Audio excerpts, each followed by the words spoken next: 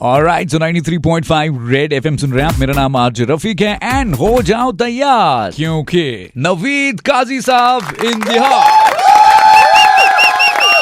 Welcome to Red FM sir. बहुत बहुत शुक्रिया। बहुत खूबसूरत सर आपकी जर्नी है और इस खूबसूरत जर्नी के बारे में मैं चाहता हूँ कि लोगों को बताऊं। सो कुल मिलाकर के अब तक आपकी 7 बुक्स आई हैं। जी बिल्कुल। और जो रीसेंट वन है उसके बारे में थोड़ा सा बताएं सर। इसका नाम है ग्लोब क्रॉनिकल्स। ये मैंने तकरीबन मैं 2 साल से मतलब रिसर्च कर रहा था टॉपिक्स के बारे में, क्या लिखना है। The topics were mostly related to world election analysis, international environmental issues and थोड़ा पॉलिटिक्स, इंटरनेशनल पॉलिटिक्स उसके बारे में। तो उसमें मुझे तकरीबन 2 साल लग गए और the book runs into like 613 pages and it's about like 110,000 words long book. Oh. So I was very excited when it finished. All right, so आपकी journey from Kashmir to UK, then UAE and now back in Kashmir. So education कहाँ से हुई sir basic? मेरी schooling हुई Burnhall School से and after that I did 2 years in Tyndall Biscoe School. And then I did my BCom, Bachelor's of Commerce in Islamia College and Science and Commerce. Great. जी, उसके बाद मैं UK चला गया masters करने के लिए। Okay. International business में university of हार्टफोर्डशायर है, लंदन के पास है। तो वहाँ पे मैंने अपना मास्टर्स किया इंटरनेशनल बिजनेस में। 2012 में किया था जी।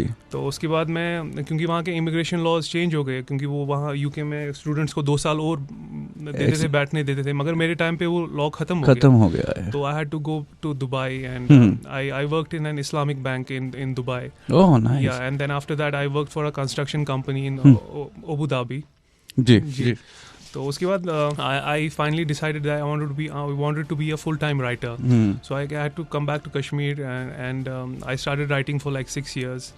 So I wrote like 7 books in 6 years. So I'm very content that I'm a full-time writer now. ये पहली किताब जी जब आपने लिखी, कलम की स्याही को उस पन्ने पर उतारना है, वो पहला प्रोसेस कैसा था?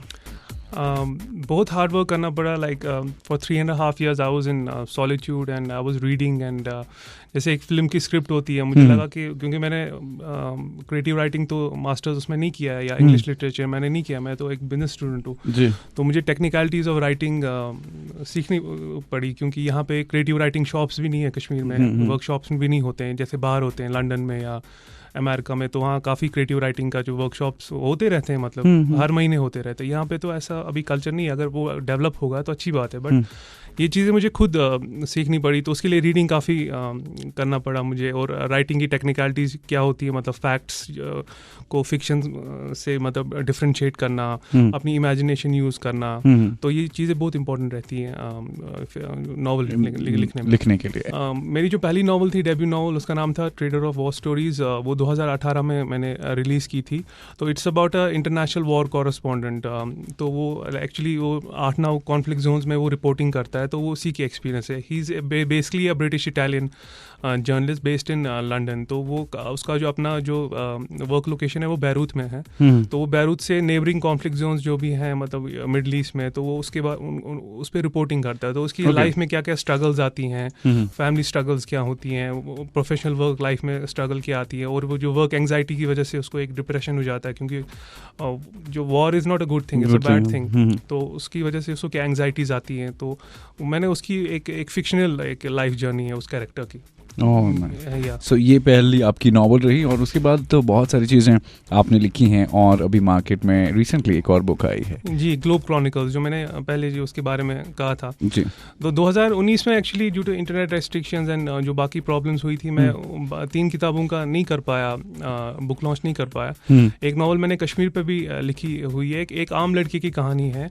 तो वो एक प्रोटैगनिस्ट है, और बाकी जो कैरेक्टर्स है वो रिवॉल्व होते हैं उसी मेन कैरेक्टर के आसपास। तो हाँ, तो बेसिकली उसकी एक जो क्या मेमोरी है सिटी के बारे में, श्रीनगर सिटी में क्या मेमोरी है उसकी, वो सोशल लाइफ जो उसकी है, जो उसकी कल्चरल लाइफ है, वो सारा उसमें मतलब मैंने वो डिफाइन किया है उस बुक में। कश्मीर में भी देख रहे हैं हम, या ग्लोबल प्लेटफॉर्म्स पर भी देख रहे हैं, सेल्फ पब्लिकेशन का जो प्रोसेस है, इट्स ऑन बूम या it was always on boom. यहाँ पे अब कश्मीर में भी सेल्फ पब्लिशिंग हो रही है। काफ़ी जो यंगस्टर्स हैं, I am very proud of the fact कि वो पोइट्री लिखते हैं और अपना टाइम निकालते हैं, स्कूल जो स्कूल का जो करिकुलम है उसके अलावा वो लिखते हैं, पोइट्री लिखते हैं, शॉर्ट स्टोरीज लिखते हैं, तो it's a proud moment for not only me, सारे कश्मीर के लिए। लेकिन सर इस बारे में क्या राय रखते हैं कि बहुत सारे लोग इस चीज़ के खिलाफ है कि लोग जो सेल्फ पब्लिकेशन करते हैं, आप पर्सनली क्या मानते हैं? एक्चुअली यहाँ पे थोड़ा क्रिटिसिज्म हुआ था लोकल प्रेस में, ट्रेडिशनल जो ऑथर्स है यहाँ के जो ट्रेडिशनल प्रेस में पब्लिश हुए, उन्होंने कहा था कि मतलब सेल्फ पब्लिशिंग जो है इट्स ऑल थ्रैश। तो मुझे लगता है ये काफ़ी एक मतलब मुझे लगता है र्यूड कमेंट ही है, क्योंकि आप अगर देखेंगे अमेरिका में, यूरोप में जो वहाँ के जो बेस्ट सेलिंग ऑथर्स है उसमें मैक्सिमम जो ऑथर्स हैं वो सेल्फ पब्लिश ही होते हैं। और जो सेल्फ पब्लिशिंग इंडस्ट्री है इसमें जो जितनी रॉयल्टीज आपको मिलती हैं उतनी आपको ट्रेडिशनल पब्लिशिंग ऑथर्स जो होते हैं उनको उतनी रॉयल्टी नहीं मिलती है जितनी आपको सेल्फ पब्लिशिंग में मिलती है।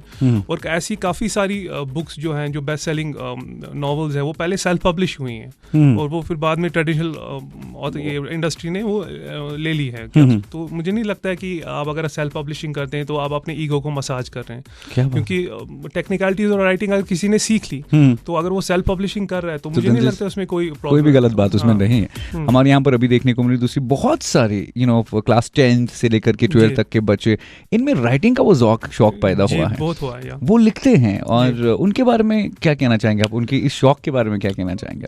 उनको अपना मतलब एक ये देखना पड़ेगा कि मतलब अगर उनको फुल टाइम राइटर बनना है तो उसके लिए डिग्रीज भी काफ़ी अब यूनिवर्सिटी ऑफर कर रही हैं, जैसे क्रिएटिव राइटिंग है, जर्नलिज्म है, इंग्लिश लिटरेचर है।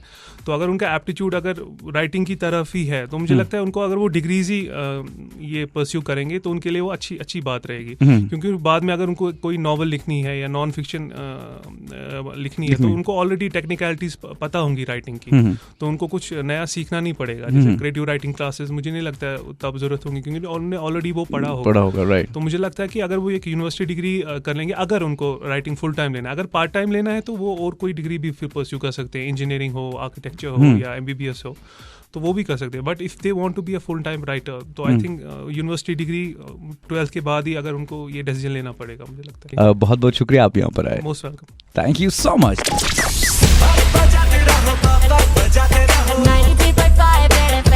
बजाते रहो